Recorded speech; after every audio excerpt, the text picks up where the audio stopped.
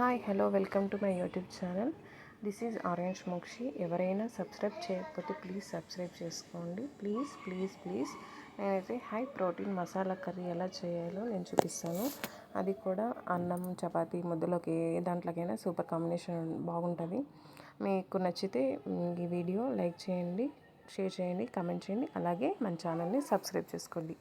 First అయితే full over night మనము శనగలు అలాగే బఠానీలు గ్రీన్ పీస్ అలా మొత్తం నేను అది ఒక కప్పు ఇది ఒక కప్పు 2 కప్స్ నేనైతే నైట్ అంతా సోక్ చేసుకున్నాను. మార్నింగ్ వాటర్ అంతా వంపేసి ఏవైతే శనగలు బఠానీ ఉన్నాయో వాటిని కుక్కర్లోకి వేసుకొని అందులోకి కొంచెం సాల్ట్ వేసుకొని వాటర్ వేసుకొని 4 విజిల్స్ పెట్టుకున్నా.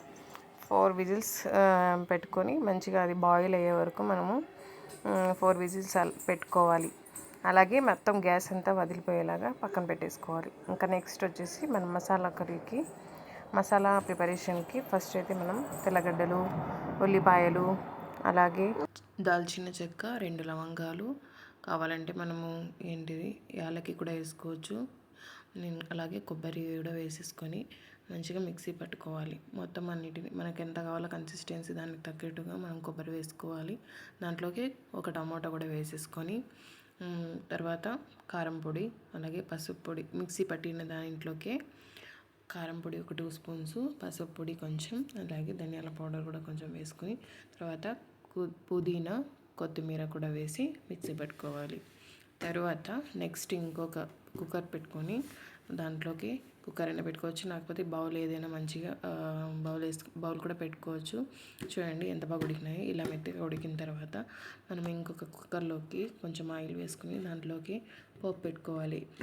ఉల్లిగడ్డలు, కరివేపాకు, 2 ఎండుమిరపకాయలు, జీలకర్ర, ఆవాలు మొత్తం వేసి పోపు పెట్టేసుకున్న తర్వాత అందులోకి మనం పైన తుప్పు తీసేసిన ఆలు కూడా మంచిగా కట్ చేసుకొని చిన్నగా కట్ చేసుకొని దాంట్లోకి వేసుకొని మంచిగా రోస్ట్ చేసుకోవాలి.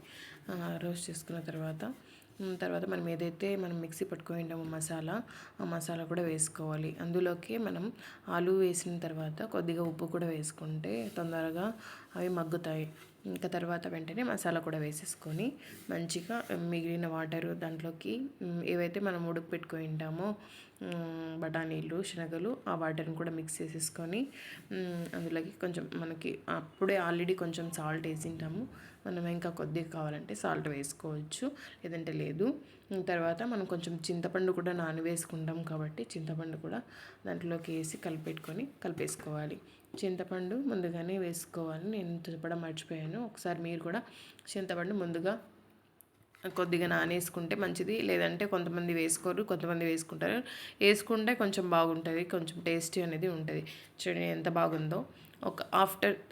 తర్వాత మనం అన్నీ వేసుకున్న తర్వాత క్యాప్ వేసుకొని ఒక విజిల్ పెట్టేసుకోవాలి. విజిల్ పెట్టుకుంటే చూడండి ఎంత బాగా వచ్చిందో. కర్రీ అయితే చాలా బాగుంటుంది. చపాతీ, ఫుల్కా, రైస్ దేంట్లోకైనా బాగుంటుంది. నేను ముద్దలోకి వేసి చూపిస్తాను. ముద్ద అయితే పర్ఫెక్ట్ కాంబినేషన్ అనేది నేను చెప్పవచ్చు.